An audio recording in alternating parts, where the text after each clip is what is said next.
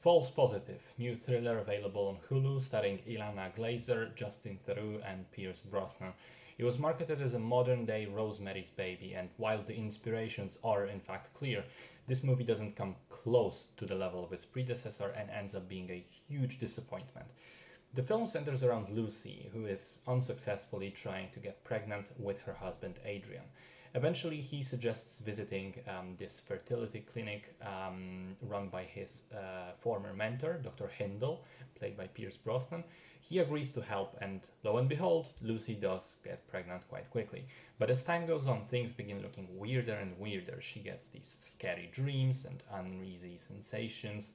She suspects her husband is hiding something, perhaps even Dr. Hindle has an ulterior motive.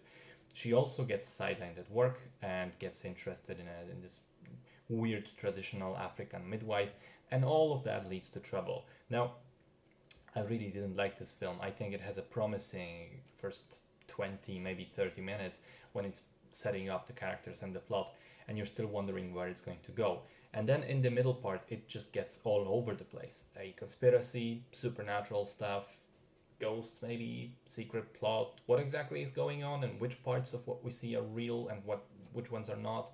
Well, the movie doesn't seem too concerned with ever answering the questions it poses. There are several subplots that eventually end up going absolutely nowhere and are just confusing to the audience.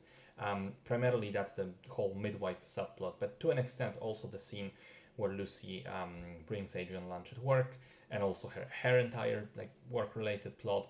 The movie it also kind of tries to comment on how women are sidelined and their choices and decisions are not respected in society. So like a criticism of patriarchy, but that's also really really awkward and underdeveloped and ends up basically going nowhere.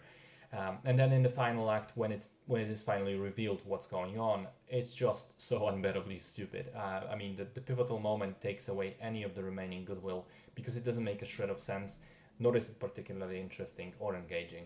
And the very ending is just gross and disgusting for seemingly no reason.